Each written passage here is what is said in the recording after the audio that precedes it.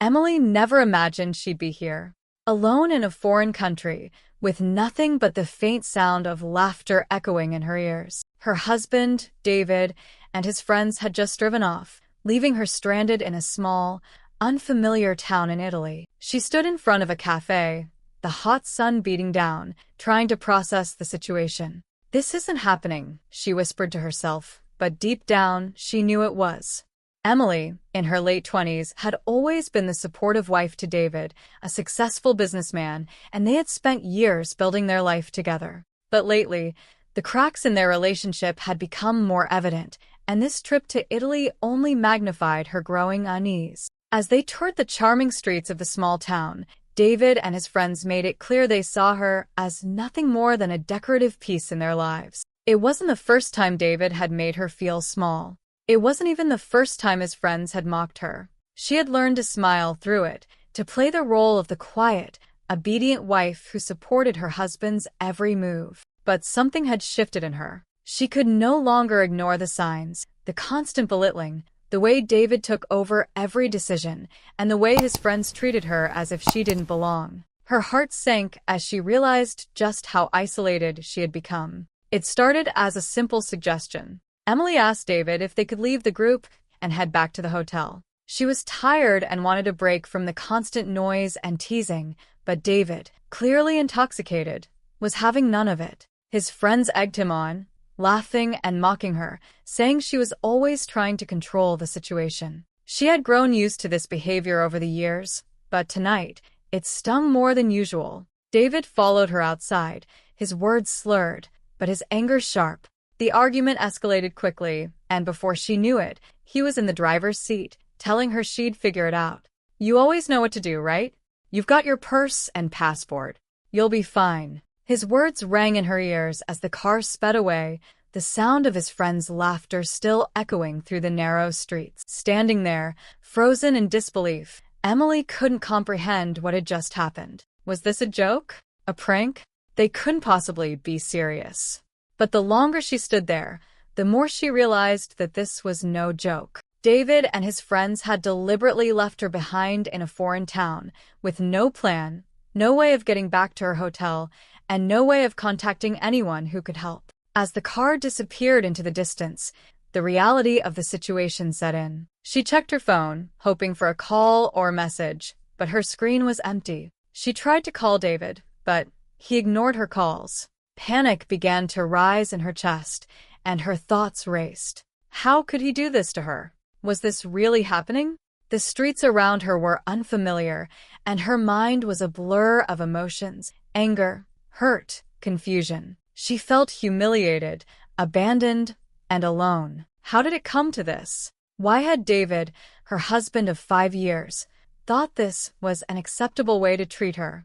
Emily took a deep breath, forcing herself to stay calm. She knew she couldn't afford to panic, not yet. She had to think. She had to figure out a way to get back to the hotel and find a way home. But as the minutes turned into hours, she began to realize that her situation was far worse than she'd initially thought. She was alone in a foreign country, cut off from everyone she knew, with no money, no credit cards, and no way to contact David or anyone back home. Little did they know they had just set in motion something they could never control.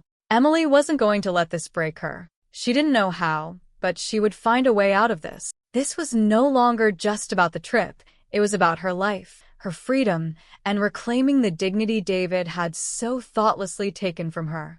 Emily walked through the narrow cobblestone streets, each step taking her farther from the scene of her abandonment. The charming Italian town, once picturesque in her mind, now felt like a maze. The vibrant colors of the buildings and the bustling cafes faded into the background as the reality of her situation settled in. She was stranded, alone, far from the comfort of the life she had once known, and cut off from the world she had spent years building with David. As she walked aimlessly, the weight of the situation pressed down on her chest, threatening to crush her. She didn't even know the name of the town, let alone how to get back to her hotel. Her mind raced, trying to think of a solution, but every idea seemed to slip away as quickly as it came. She had no money, and her phone was already low on battery. Panic started to build, and her thoughts spiraled. How did it come to this? How had David, her husband, allowed this to happen? She stopped to take a breath, trying to steady herself.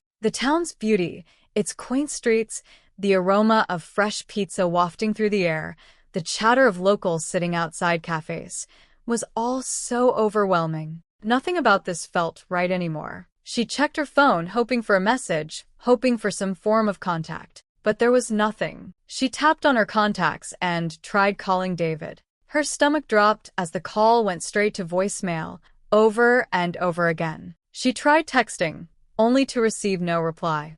Desperation began to set in as the minutes ticked by, and it dawned on her.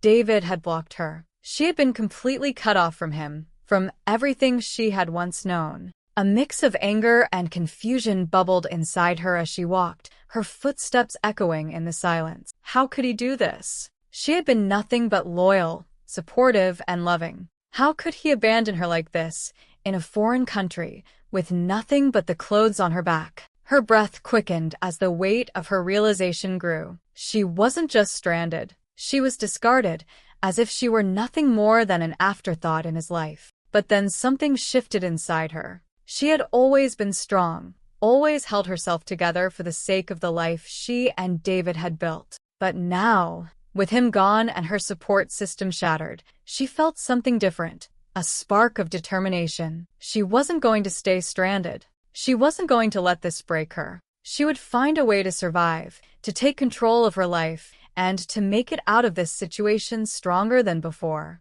The reality of her situation finally began to sink in. She couldn't wait for David to come to his senses. He had left her, and he wouldn't be coming back. She had to take matters into her own hands. Her phone buzzed, and she quickly checked the screen. It was a reminder that her phone's battery was nearly dead.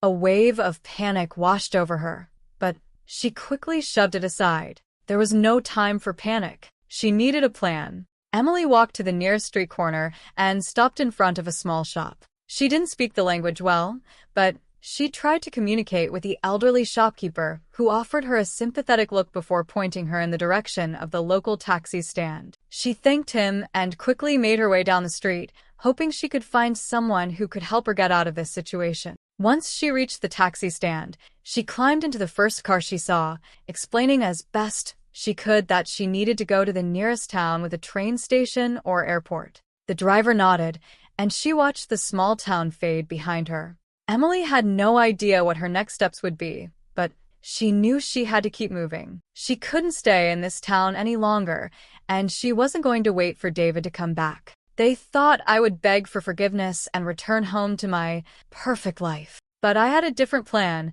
Emily thought to herself, her resolve hardening. She wasn't going to let them define her any longer. She wasn't going to beg for their approval. This was her life now, and she was going to take control. Emily stumbled into a small cafe, the comforting scent of fresh pastries and strong coffee filling the air. The locals sat at tables, sipping their drinks and laughing, their voices carrying in the cozy space. She stood in the doorway for a moment, taking in the scene. It seemed like the perfect place to find some shelter from the confusion and pain swirling inside her. She hesitated for a moment, unsure if she would be welcomed, but her need for help outweighed her fear. Walking to the counter, she tried to smile, but her face was tired and her nerves were frayed. "Parla inglese?" she asked in broken Italian, hoping someone would understand. The barista, a kind-looking woman in her 40s, looked at her for a moment before replying in hesitant English. Emily felt a small wave of relief wash over her. She explained her situation, how she had been abandoned by her husband and left with nothing in a foreign country, with no way to get home. The woman's face softened, and she gestured for Emily to sit. "You stay here," she said kindly, offering her a coffee. "Rest." Emily nodded gratefully, accepting the cup.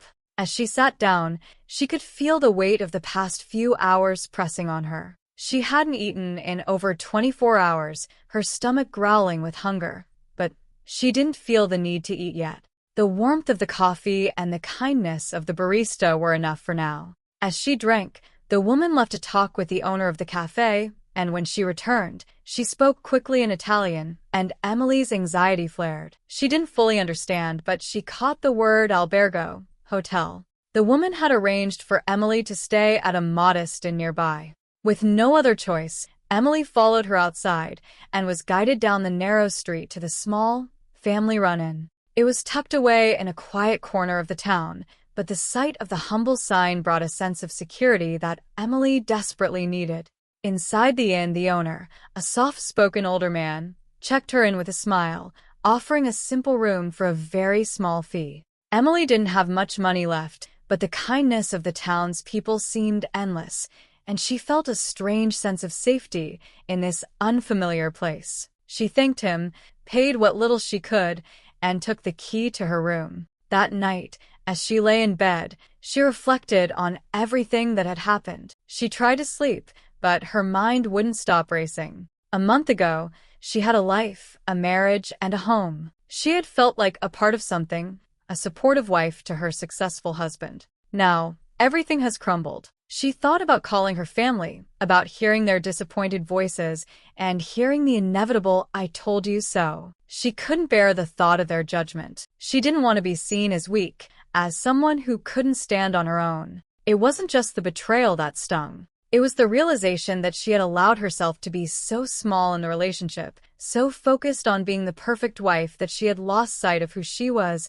and what she was capable of. No more. She was done being treated like she wasn't enough. Her thoughts shifted toward a new goal. She wouldn't go back to the life she had with David. No. She was going to build something better, something for herself. A part of her had always known she was capable of more, but David's demands and the pressure of the marriage had suppressed that part of her. Now, for the first time in years, she had the space to breathe and the chance to reclaim herself. The next few days were a blur of small steps toward independence. Emily spent time walking through the town, trying to immerse herself in the culture. She learned a few basic words in Italian, and although her pronunciation was rough, the locals were patient with her. She found a small bakery where she could buy bread for cheap and a small grocery store where she could buy just enough food to get by. Each day, she ventured a little further from the inn, learning the streets, discovering little shops and cafes where she could interact with the locals. She started to realize that, despite her isolation, she was capable of taking care of herself. The dependency on David, on his control over her life, was gone. She was free to make her own decisions and live on her own terms. By the end of the week, Emily was starting to find a rhythm in her new life. It wasn't perfect, but it was hers. She felt stronger every day. The life she had once wanted, the one with David, seemed far away, almost like a dream. The truth hit her. She wasn't going back. She was going to build a new life. The thought of it filled her with a strange excitement, something she hadn't felt in years. I wasn't going back, Emily thought to herself, a small smile tugging at her lips. I was going to build a new life. And this time, she would be the one in control.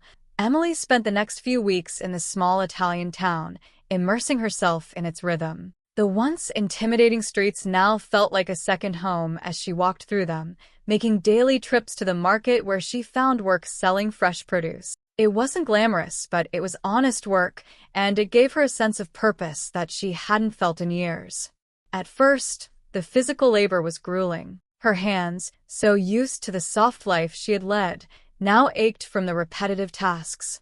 The long hours standing at the market stall, sorting vegetables and interacting with customers, left her exhausted at the end of each day. The language barrier still posed a challenge, and there were days when the cultural differences made her feel like an outsider, but she was determined to push through. The simple work, though physically demanding, was freeing. It offered no distractions, no expectations from others, and certainly no reminders of the controlling life she had left behind. Emily found herself slowly shedding the old version of herself, the one who existed solely to support her husband, who played the role of the perfect wife, the dutiful partner. That woman was slipping away with every passing day, replaced by someone who didn't need to prove anything to anyone. The first few days at the market were tough. Emily had to get used to the physicality of the work, lifting crates of tomatoes, sorting through piles of fresh fruit, and standing for hours under the hot sun. She felt out of place, and her clothes, now faded from months of neglect, seemed to make her feel even more distant from the life she had known. But as the days passed, something shifted inside her. She began to find joy in the simplicity of her work. Every piece of fruit she sold, every customer she helped, made her feel just a little bit stronger. She started to take pride in the tasks that once seemed menial. Slowly but surely, she realized she was building a new life. She was no longer just Emily, the wife of a successful businessman. She was Emily, the woman who could take care of herself. No longer controlled by someone else's ambitions, Emily began to embrace her own desires and passions. She found herself thinking about her past career, the design work she had put on hold for so many years. She wondered if she could rediscover that part of herself, the part that had once been filled with creative ideas and the drive to build something beautiful. But she didn't dare think about it too much. For now, she was focused on surviving, on building a foundation where she could stand on her own 2 feet. One afternoon, as Emily was setting up her stall at the market, a local artisan stopped by. He was a small business owner, struggling to sell his handmade leather goods. His shop, tucked away in a quiet corner of the town, was full of beautifully crafted bags and wallets, but the store lacked the attention it deserved. As Emily spoke to him, offering suggestions on how he could display his products in a more appealing way, the artisan's eyes lit up. "You're good at this," he said, gesturing to her way of organizing the display.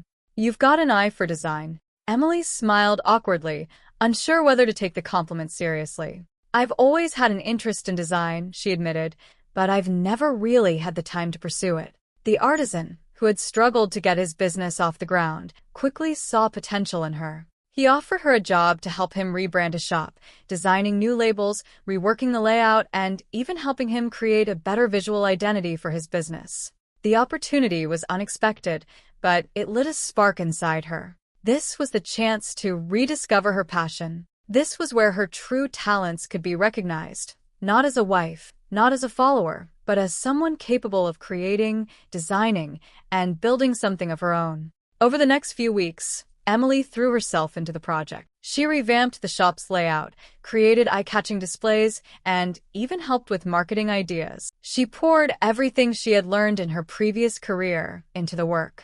It was both exhilarating and nerve-wracking to be back in a creative environment, but as the artisan's business began to thrive, Emily's confidence grew. For the first time in a long while, she saw the value in her skills.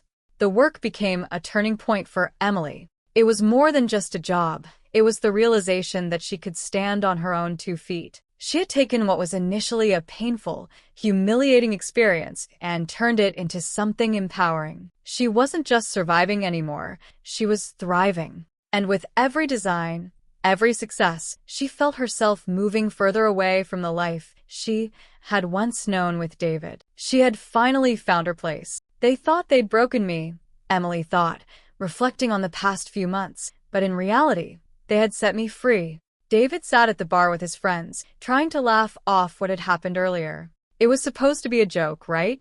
Just a way to teach Emily a lesson. A small, harmless prank. But as the night wore on and the alcohol began to dull his senses, a creeping sense of unease began to settle in. He glanced at his phone. No messages from Emily. No calls. It was unlike her. She always texted him back, always sought him out when something went wrong. He had assumed, in his arrogance, that she'd eventually come crawling back, begging for forgiveness. After all, she didn't have anywhere to go, did she? He had made it clear she was dependent on him. Their life together had been built on his success, his wealth. What could she possibly do on her own? What could she possibly have that he didn't provide? As the days passed, David's confidence began to crumble. He tried calling her, but each attempt went straight to voicemail. He sent texts, some apologetic, others with an air of irritation. She had to know he was right. He had only done it to teach her a lesson. But there was no response. His stomach tightened with worry, then anger. Emily wasn't the type to stay silent for this long, was she? He tried reaching out to Pete, Marco, and the others, asking if they'd heard from her. But no one knew. They all assumed she would just come back to the hotel. They laughed about it, joking that she'd have to figure it out on her own, that she'd be forced to see the humor in it, too. But none of them understood Emily like he did. They didn't see how she had slowly withdrawn over the years, how her silence masked the growing resentment she'd been holding in. They didn't understand how easily she could slip into survival mode. Days turned into a week, and still nothing. David's anxiety grew with every passing hour. He couldn't sleep, couldn't eat. The pride he once wore like armor began to feel like a heavy burden. The guilt, something he hadn't known he was capable of, began to creep in. He thought of how he had treated her. Overbearing, dismissive, controlling. It wasn't the first time, but it was the worst time. His friends had encouraged him, of course, egging him on like they always did. They didn't think it would go this far. None of them ever expected Emily to disappear, to cut herself off so completely. It was then that David's panic finally shifted to something deeper, guilt and regret. His pride was no longer important to him. What mattered now was finding Emily, getting her back before the situation spiraled out of control. He couldn't understand why she wasn't responding. He thought she'd be the first to come crawling back, but now that seemed like an impossible fantasy. Desperation set in. David hired a private investigator. At first, it seemed like a small, reasonable step, just someone to track Emily down, to find out where she was, what she was doing. He imagined she had just taken a short trip somewhere, perhaps to a nearby city. But as the days stretched on, the investigator found nothing. Emily's trail had gone cold. David was frustrated, confused, and, above all, worried. He couldn't help but replay their marriage in his head. Every conversation, every fight, every dismissive glance. How had it all gotten to this point? He thought back to the times when they first met, when he was so sure they were the perfect match. What had happened to that woman? The woman who used to laugh at his jokes, the one who always stood by him, no matter what. He had failed her, but it wasn't just a simple mistake. It was years of neglect, years of taking her for granted. The more he thought about it, the more the weight of his actions crushed him. His friends had all told him it was no big deal, but now it felt like the biggest mistake of his life. He picked up his phone again, hoping to hear from her, hoping she would respond. But there was nothing. As he stared at the screen, he finally realized what he hadn't wanted to admit. The woman he thought he had under control had become the woman who no longer needed him. David thought I'd begged to come back, but he had no idea. Emily had found her place in the small town. She had become part of the rhythm of daily life, gaining respect and earning a steady income from her work at the market and her growing reputation for helping with local business promotions. The women she'd once thought of as strangers now greeted her with warmth, and she had built a new circle of friends who admired her strength and resilience. Her once weary shoulders now stood tall, her hands more calloused from hard work, but stronger for it. Every step she took in the market, every conversation in the local cafe, reminded her that she had rebuilt her life, without relying on anyone's approval. She was content. But there was always the nagging question, what would happen if Gabriel ever found her? One afternoon, just as Emily was finishing a sale at the market, her phone buzzed. It was a number she didn't recognize. Her heart skipped a beat as the name Gabriel flashed on the screen. Hesitant but compelled, she answered. Emily. His voice cracked through the receiver, more strained than it had ever sounded. I've been looking for you. I need to talk. She felt a brief pang of old emotion, but it was fleeting. The life she had built here felt solid now, as if it were more real than anything she'd ever known before. She didn't need him anymore. But she agreed to meet him, curious about what he had to say. Later that afternoon, Emily arrived at a small cafe at the edge of town. Gabriel was sitting at a corner table, nervously tapping his fingers on the wood. He looked the same, dressed in his usual expensive clothes. The man who had always thought his success defined his value now seemed smaller, less imposing. Gabriel. Emily greeted him flatly as she took a seat across from him. He stood up immediately, his eyes full of regret. I've made a huge mistake, Emily. What I did was unforgivable. I was selfish, and Stop, Emily interrupted, her voice calm but firm. You were selfish, yes. But it wasn't just that. It was how you treated me for years. The way you dismissed my career, my goals, my value as a person. You made me feel small, like I existed only to serve your needs. She paused, her words cutting through the tension in the air like a blade. Gabriel's face faltered, his words dying on his lips. "I never wanted to be your servant," she continued, her voice steady now. "I wanted to be your equal. But all I've ever been to you was a trophy wife, a pretty accessory on your arm." Gabriel opened his mouth, trying to speak, but she silenced him with a raised hand. "You thought abandoning me in Italy would break me. You thought I would crawl back to you, begging for forgiveness. But you were wrong," she said, leaning forward slightly. "I don't need you, Gabriel. Not anymore. Not for anything." He seemed to shrink before her, his expression now a mixture of guilt and desperation. "I'm sorry," he whispered, but Emily shook her head. "Sorry isn't enough anymore. You don't get to come back into my life and expect everything to just return to how it was. You can't just apologize and expect things to magically heal. It's not that simple." Her heart beat a little faster as she spoke. She wasn't angry anymore, just clear. Her decision was made. She wasn't going back to the life he had trapped her in. She stood up, looking at him one last time. "You wanted to teach me a lesson, Gabriel. Well, here's the lesson I learned. I'm stronger than you ever thought I could be. I don't need you.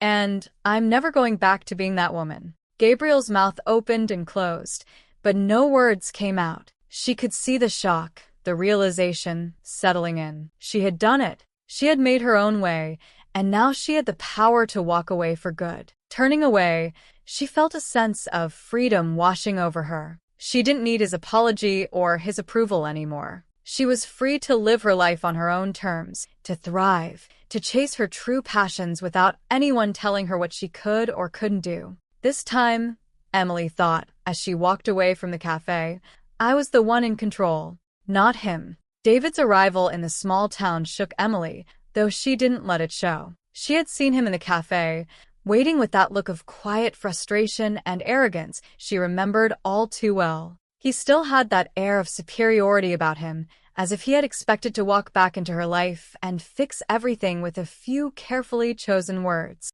"Emily," he began as she sat across from him at a weathered table in the corner of the local cafe. "I don't get it. How did you move on so quickly? How can you just leave everything behind?" His voice was laced with confusion, tinged with an undertone of accusation. "You have everything, our life, the house, the family, and you throw it all away for this?" Emily let out a deep breath and looked at him steadily, her eyes no longer filled with the vulnerability he had once taken for granted. "You didn't see me, Gabriel. You never saw me," she said quietly, her words cutting through the thick silence between them. "You only saw what I could do for you, what I could give you.